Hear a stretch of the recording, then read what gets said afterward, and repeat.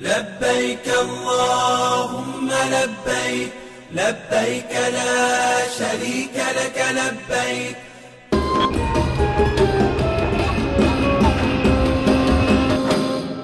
Assalamualaikum warahmatullahi wabarakatuh. Pemirsa Infmas TV dimanapun Anda berada, berjumpa kembali bersama saya Nana Yunita dalam acara Talkshow Layanan Publik Embarkasi Palembang. Perlu kami informasikan pada hari ini adalah kedatangan kloter keempat jamaah haji yang berasal dari Kabupaten Muara Enim, Empat Lawang, Pali dan Kepulauan Bangka Belitung. Pada kesempatan kali ini telah hadir narasumber kita yaitu Bapak Dr. Haji Ikral SAG MM sebagai tim pemantapan manasik haji Embarkasi Palembang. Kita sapa dulu narasumber kita. Bapak, Assalamualaikum warahmatullahi wabarakatuh. Waalaikumsalam warahmatullahi wabarakatuh. Apa kabar Bapak? Subhanallah, alhamdulillah baik sekali. Alhamdulillah, semoga sehat selalu ya Pak ya. Alhamdulillah. Amin. Oh ya Pak, apa saja sih Pak yang dilaksanakan untuk bidang pemantapan petugas dan pemantapan manasik haji bagi jamaah calon haji Embarkasi Palembang ini? Silakan Pak. Baik. Assalamualaikum warahmatullahi wabarakatuh. Alhamdulillahillazi faradal hajj man istata'a ilaihi sabila. Asyhadu an la ilaha illallah wahdahu la syarikalah.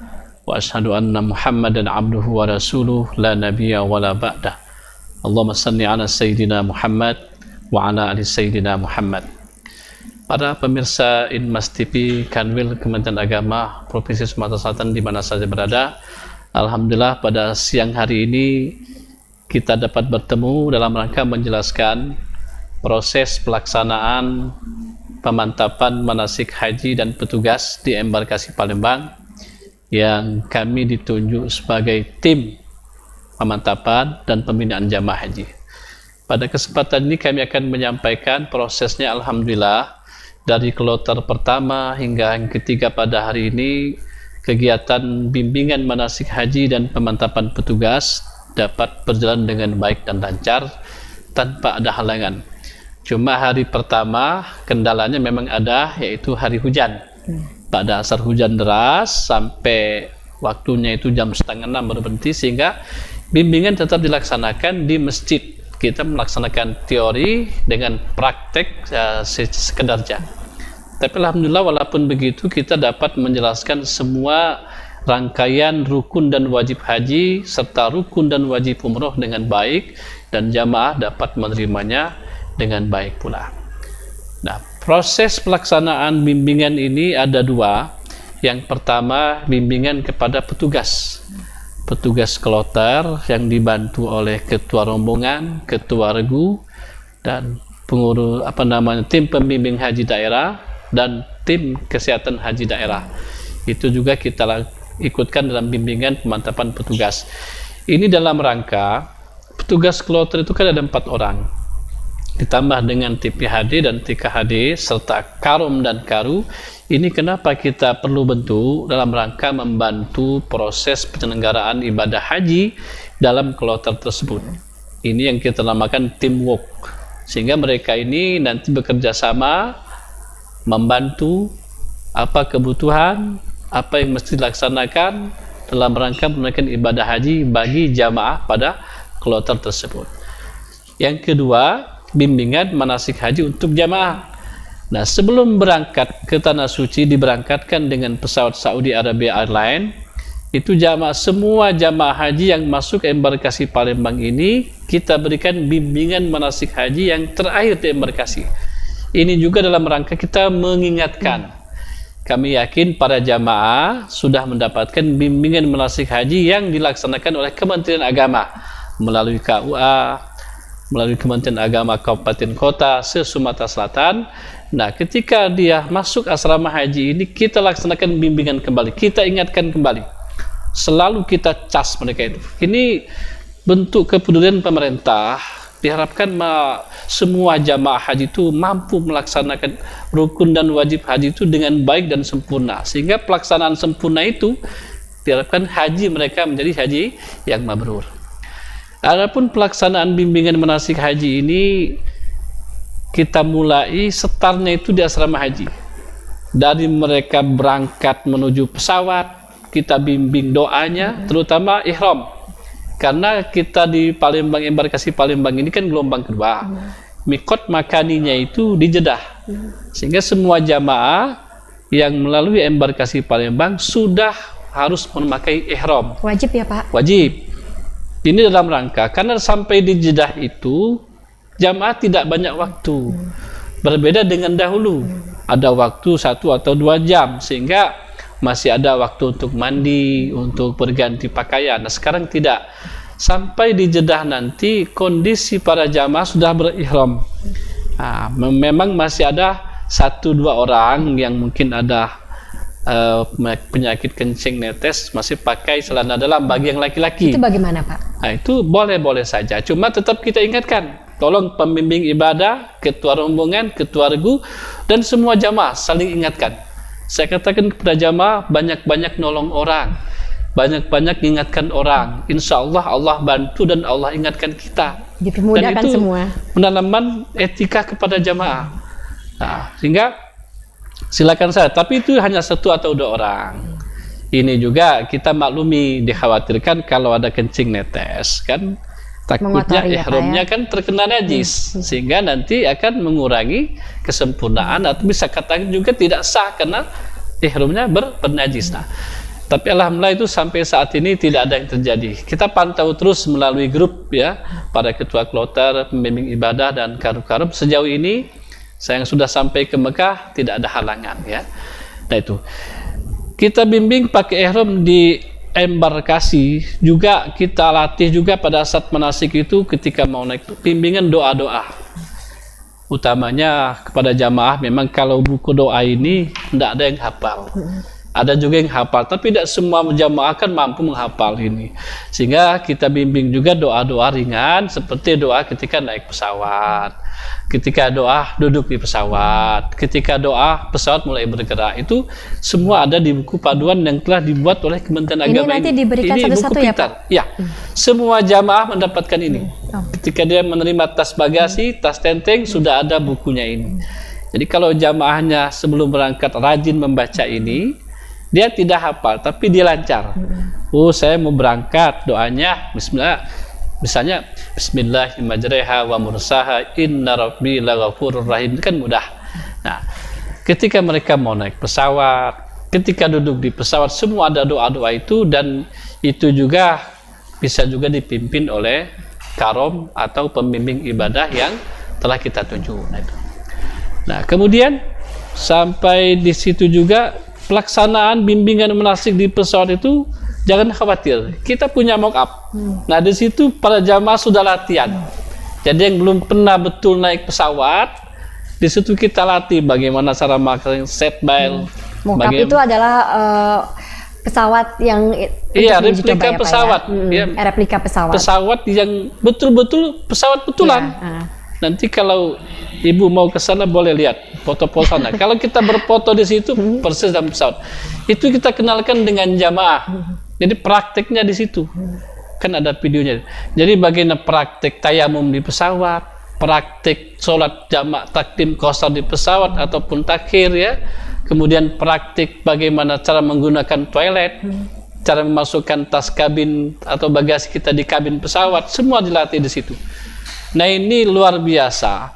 Kita embarkasi Palembang ini termasuk embarkasi yang terbaik di Indonesia. Masya Allah. Kita bukan cuma ngomong. Kenapa?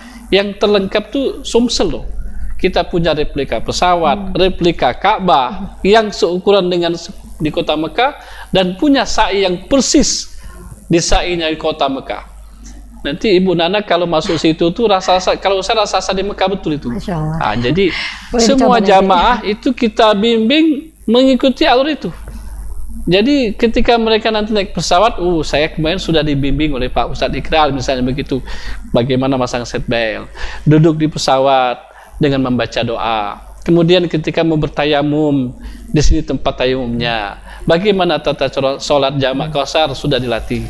Dan alhamdulillah jamaah antusias. Dan kelihatannya insya Allah ya, selama di pesawat itu mereka itu tidak ada kesulitan, karena mereka sudah kita berikan bekal di situ. Setelah di pesawat juga sampai di Jeddah nanti kita ingatkan juga dalam manasik itu. Tolong ihramnya dijaga, kesempurnaan pakaian ihram juga dijaga. Pada petugas haji juga tolong ingatkan jamaah jangan sampai lalai. Ibu-ibu, bapak-bapak ihramnya bagaimana menjaganya, apa larangannya. Jangan lupa rukun itu wajib dikerjakan yang bersangkutan. Kalau tidak dikerjakan nggak sah kan. Itu. Alhamdulillah sampai mereka di Jeddah, kita jelaskan juga nanti sampai di Jeddah tugas kita apa, yaitu berwudu. Nah, kita kan ada mandi sunat ihram. Itu mandi sunat ihramnya dilaksanakan di embarkasi juga. Sunat ihram. Cuma niat melaksanakan ibadah umrohnya nanti di Mikot di Jeddah, di King Abdul Aziz Jeddah. Yang paling pokok, setiap gerakan para jamaah itu harus kita bimbing dengan membaca doa. Naik pesawat, berjalan doa. Sampai di Jeddah, baca doa. Artinya apa? Kalimah-kalimah yang sudah dibaca pada buku manasik ini mereka sudah mulai paham. Nah, itu dalam rangka kehusukan mereka beribadah. Dan tidak lupa kita bimbing juga bertalbiyah. Pada saat kita di replika mau ke pesawat selesai, kita bawa juga ke replika Ka'bah, praktek rukun umroh yang kedua, tawaf. Kita ajak tawaf betulan. Bagaimana proses putaran tawaf sebanyak 7 kali, tapi tidak 7 kali betul. Kalau 7 kali betul kasihan capek. Karena jamaah yang tidak kuat, mungkin agak sakit-sakit, kita tidak ikutkan. Oh begitu ya Pak? Ya, supaya mereka bisa menjaga kesehatan. Bagaimana kalau yang pakai kursi roda Pak? Yang kursi roda juga kita standby-kan di kamar saja. Gitu. Jadi sebetulnya mereka pengen ikut semua, tapi tetap kita himbau. Yang kira-kira fisiknya kurang fit ataupun capek, silakan di kamar saja. Tapi rata-rata antusias, karena mereka semuanya ikut. Tawaf 7 putaran kita jelaskan dari Hajar Aswad sampai ketemu di Hajar Aswad lagi, tawafnya itu sampai 7 putaran. Juga kita kenalkan di mana tempat-tempat yang mustajabah kita berdoa, seperti ketika melintasi makam Ibrahim kita jelaskan bacanya ini. Ketika melintasi rukun Yamani yang dibaca ini. Doa sampai ke Hajar Aswad setelah rukun Yamani yang dibaca ini. Jadi kita bimbing betul sampai 7 putaran. Kita jelaskan juga bagaimana tawaf itu harus berwudu. Jadi intinya semua materi yang akan dikerjakan itu udah kita sampaikan. Selesai kita tawaf, kita ajak mereka bawa kegiatan setelah tawaf itu, misalnya surat sunat tawaf di makam Ibrahim. Di sini tempatnya nanti. Setelah surat sunat tawaf dilaksanakan apa lagi? Berdoa di Multazam. Setelah itu apa lagi? Menuju keran air Zam-Zam. Untuk selanjutnya kita akan melaksanakan ibadah sa'i. Nah, itu semua kita ceritakan dengan mereka urutannya itu, sehingga kelihatannya mereka sudah hafal. Oh, sesuai tawaf saya begini, sesudah berdoa surat sunat di sini saya begini. Nah, terus ke sa'i kita mulai dari Bukit Safa, dan itu juga kita kenalkan bacaan-bacaan yang ringan yang ada dalam buku ini.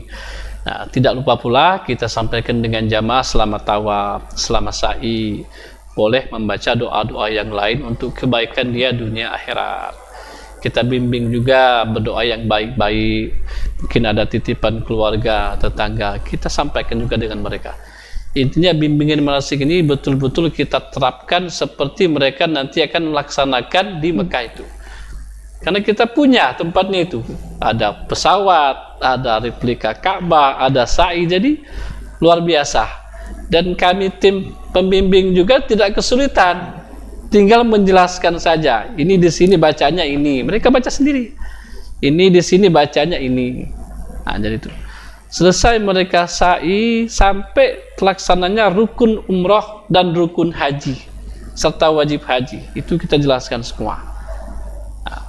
Selesai sampai terlaksananya tahallul umroh maupun tahallul awal dan tahallul sani, itu kita jelaskan kepada jamaah. Sampai kegiatan setelah melaksanakan umroh menjelang wukuf pun kita praktekkan. Misalnya setelah melaksanakan ibadah umroh, kalau jamaah embarkasi Palembang berarti kan antara 8 sampai 10 hari. Ada juga yang tinggal mungkin 5 hari langsung wukuf nanti ya, kalau terakhir kan. Karena kita insya Allah akan melaksanakan wukuf tahun ini kalau tidak ada halangan haji akbar, luar biasa itu. Haji yang wukufnya terjadi pada hari Jumat itu namanya haji akbar. Itu yang memang dicari dan dinanti-nantikan oleh jamaah haji seluruh dunia. Dan biasanya kalau haji akbar ini orang Arab juga ikut melaksanakan ibadah haji besar-besaran dia itu. Nah, kita praktikkan juga tawaf, wukuf. Setelah tawaf, sa'i, tahallul, kita praktikkan juga rangkaian rukun dan wajib haji. Dari rukun dan wajib kita praktikkan juga. Setelah rukun melaksanakan wukuf, kemudian cara mabit di Musdalifah, apa yang dikerjakan. Jadi kita urutkan rukun haji itu dari berihram, dari niatnya, kemudian rukun haji yang kedua wukuf di Arafah, kerjaannya apa. Jadi jamaah nanti sudah tergambar. Oh, kata tim manasik kalau wukuf itu kerjanya apa? Melaksanakan zikir, berdoa, membaca Quran, kemudian mengikuti khutbah wukuf, melaksanakan sholat zuhur dan asar di jamaah, kemudian lagi membaca Quran lagi, berzikir, berdoa gitu. Jadi mereka sudah tergambar selama tanggal 9 nanti selalu berzikir dan berdoa di padang Arafah. Kemudian melanjutkan perjalanan, kita rasakan juga setelah wukuf menjelang tengah malam mereka diangkut ke Musdalifah untuk melaksanakan wajib haji. Apa tugasnya? Kita jelaskan juga bahwa nanti di Musdalifah itu berhenti sejenak, mabit namanya. Tugasnya apa? Berzikir dan mengambil batu kerikil untuk melontar jumrah. Lewat tengah malam kita jelaskan juga nanti Bapak Ibu jamaah akan diangkut ke Mina. Itu lewat tengah malam. Arti tengah malam itu jam 12 malam ke atas. Diangkut, sebetulnya dekat sekali itu. Tapi karena kita ini sistem taradudi namanya di Mekah itu, bahasa kita Palembang diunjal, kan? Jadi jamaah sudah tergambar. Tugas saya di Musdalifah begini, tanggal 10 atau tengah malam kita angkut ke Mina, mabit di Mina. Kita ini gelombang kedua, insya Allah semua naparsani, artinya 3 malam di Mina itu. Sampai di Mina tanggal 10 Zulhijjah kita bimbing lagi kepada jamaah nanti untuk melepas ihram namanya tahallul awal, yaitu melaksanakan melontar Jumratul Aqabah khusus tanggal 10. Itu kita praktekkan di replika di situ ada. Kita jelaskan di sana. Mereka bergerak, kita menjelaskan. Ini kamu nanti di Jumratul Aqabah tanggal 10.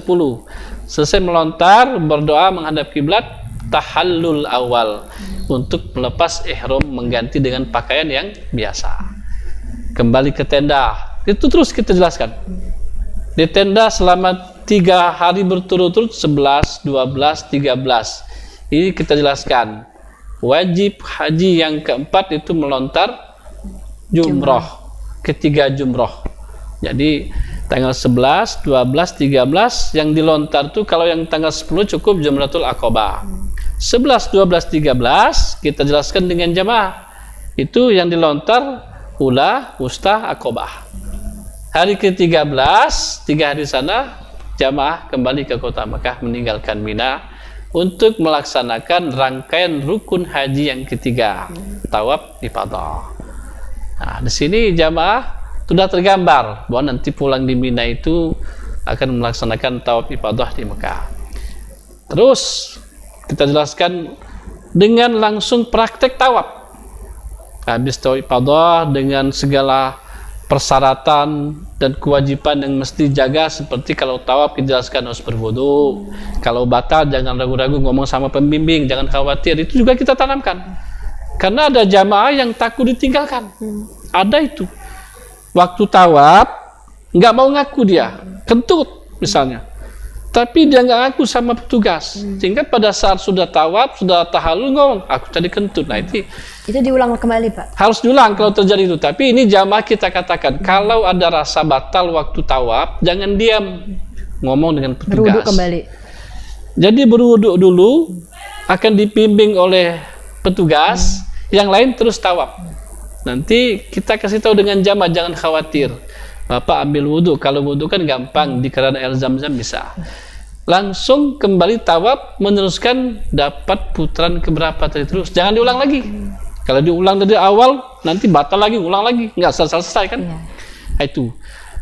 Selesai tawaf ifadah, seperti rangkaian tawaf lainnya, mereka sholat sunat tawaf di makam Ibrahim dan berdoa di Multazam, terus ke air Zam-Zam, mengumpulkan tenaga dengan minum air Zam-Zam, dengan etikanya juga ajarkan juga. Minum air Zam-Zam itu jangan sampai tidak berakhlak, karena ma'u Zam-Zam liman suribalah. Kita minum air Zam-Zam itu sesuai dengan niat dan doa kita untuk apa? Itu kita sampaikan dengan jamaah. Nah, selesai itu langsung sa'i ifadah juga, langsung melaksanakan rangkaian rukun haji yang kelima, sa'i rukun itu. Selesai sa'i, 4 sa'i, 5 tahallul sani namanya. Kemudian tahallul sani, baru 6 tertib, selesai. Rangkaian rukun haji kita jelaskan dengan jamaah. Setelah rangkaian rukun haji dan wajib haji ini ada satu lagi yang belum dikerjakan. Wajib haji apa? Tawaf wada. Itu alhamdulillah jamaah dengan kita menjelaskan sekaligus praktik ini sangat efektif. Jadi mereka ngerjakan, kita menjelaskan. Mereka sampai tempat sini, kita jelaskan apa kerjaanmu di sini, apa kerjaan di pesawat, apa tugas bapak di Jeddah jamaah itu, apa tugasnya ketika berihram bersiap untuk melakukan ibadah haji, apa kegiatan di Arafah pada saat wukuf, itu kita jelaskan semua. Mereka praktek, kita menjelaskan. Apa kerjaan di Baitullah tawaf, jelaskan.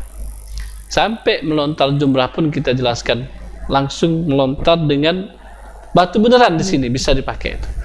Alhamdulillah tidak ada kendala sampai saat ini. Dan ini yang sudah kita laksanakan dan alhamdulillah berjalan dengan baik dan lancar. Kami juga pembimbing nyaman karena kita punya alat yang luar biasa lengkap ini, membuat nyaman. Kami pembimbing enak, jamaah juga nyaman, sangat mudah. Jadi nah itu sekilas proses pelaksanaan bimbingan manasik yang kami kerjakan ini Bu Nana ya. Alhamdulillah tuh. Masya Allah. Baik Pak, apakah kegiatan pemantapan petugas dan pemantapan manasik haji bisa diikuti nih Pak oleh seluruh jamaah calon haji? Alhamdulillah, karena memang jamaah itu penasaran. Ketika kita ceritakan kita punya mock-up pesawat yang mana, kita punya replika Ka'bah yang ukuran sebenarnya mana, sa'i yang sama persis dengan di Mekah mana, sehingga mereka semuanya ikut. Nah, kecuali yang memang ya ada keperluan lain yang kasih kursi dorong, tidak kita anjurkan. Walaupun kadang-kadang mereka ngintip-ngintip juga dia, saking penasarannya itu. Dan ketika mereka masuk tempat itu luar biasa, kagum, takjub. Apalagi kalau kita ceritakan inilah nanti ukurannya. Cuma raminya tidak sedikit ini, tetap rami luar biasa namanya Baitullah kan begitu. Jadi mereka dapat ikut dengan sangat antusias dan sangat suka dan senang sekali ikutnya itu kira-kira benar itu. Nah. Baik Bapak. Ini Pak, bagaimana sih Pak fasilitas pada bimbingan manasik haji ini di asrama haji ini ya Pak? Wah, sebagaimana saya sampaikan tadi Bu Nana, kita ini patut bangga. Bukan kita omong kosong kalau embarkasi kita ini terbaik, bukan omong kosong.